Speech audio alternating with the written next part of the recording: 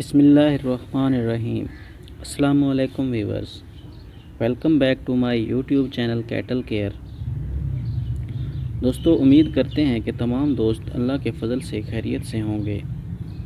دوستو، جیسا کہ موسم تبدیل ہو رہا ہے اور مکھیوں کی افزائش میں دن بدن اضافہ ہو رہا ہے اور جانور ان مکھیوں اور خون چوسنے والے کیڑوں سے بہت پریشان ہوتے ہیں، تو آج کی اس ویڈیو میں ہم آپ کو جانوروں کو مکھیوں اور خون چوسنے والے کیڑوں سے بچاؤ کا ایک دیسی حل بتائیں گے۔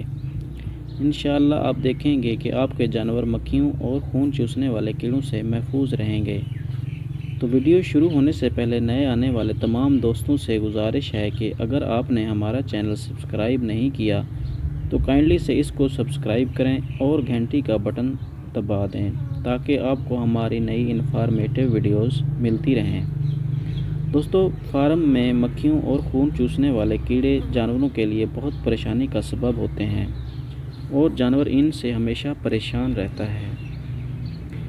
کئی دفعہ ایسا ہوتا ہے کہ جو آدمی چوائی کر رہا ہوتا ہے وہ مکھیوں کی وجہ سے بھی پریشان ہوتا ہے، کیونکہ مکھیاں جانور اور چوائی والے دونوں کو کاٹ رہی ہوتی ہیں اور جانور بار بار ٹانگیں مارتا ہے، جس سے ایک تو دودھ گرنے کا بھی اندیشہ ہوتا ہے، دوسرا دودھ بھی پورا نہیں ہوتا۔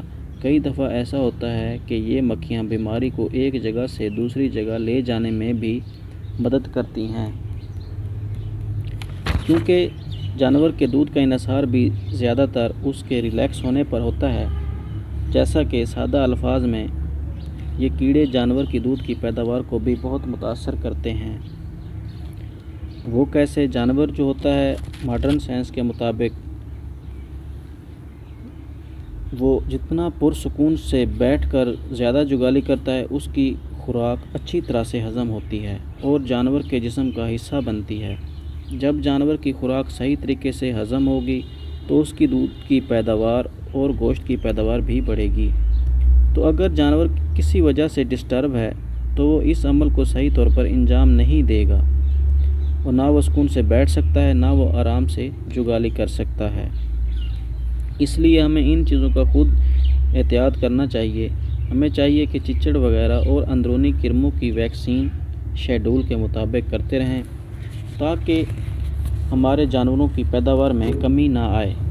دوستو، مکھیوں، مچھروں اور دوسرے کیڑوں کا سب سے اچھا طریقہ یہ کہ کیڑے مار ادویات کا وقفے سے سپرے کریں۔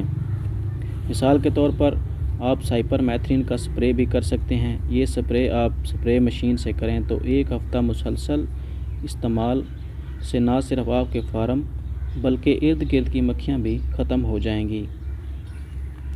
تو اگر آپ سستا سا دیسی نسخہ استعمال کروانا چاہتے ہیں تو اس کے لیے آپ کو نیم کے درخت کے بیج جو ہوتے ہیں وہ لیں۔ اگر نیم نہیں تو بقین یا دریخ کے بیج بھی استعمال کر سکتے ہیں، ایک ہی بات ہے، لیکن نیم بہتر ہوتی ہے۔ کرنا کیا ہے، نیم کی گٹلیوں کو آپ نے اچھی طرح کوٹ لینا ہے۔ کوٹنے کے دوران آپ اس میں تھوڑا سا پانی ملاتے رہیں تاکہ اچھی طرح پیسٹ بن جائے۔ جب اچھی طرح سے پیسٹ بن جائے تو اس کو آپ نے کپڑے میں ڈال کر چھان لینا ہے، یعنی پانی علیحدہ کر لینا ہے۔ پھر یہ پانی آپ نے جانور پر اچھی طرح سے لیپ کر دینا ہے، جس سے جانور کے نزدیک مکھیاں اور خون چوسنے والے کیڑے نہیں آئیں گے بلکہ دور بھاگیں گے۔ اس کے علاوہ آپ اس میں زیادہ پانی ملا کر اچھی طرح چھان کر سپرے والی بوتل سے بھی سپرے کر سکتے ہیں۔ گٹلیوں کے ساتھ آپ پتے بھی رگڑ سکتے ہیں، ان میں بھی سیم چیز ہوتی ہے۔ تو یہ تھا سستا سا دیسی ٹوٹکا۔ تو امید کرتے ہیں آپ کو یہ ویڈیو ضرور پسند آئی ہوگی۔ ویڈیو اچھی لگے تو لائک اور شیئر ضرور کیجیے گا۔ اپنا اور اپنے آس پاس کے لوگوں کا خیال رکھیے۔ شکریہ۔ اللہ حافظ۔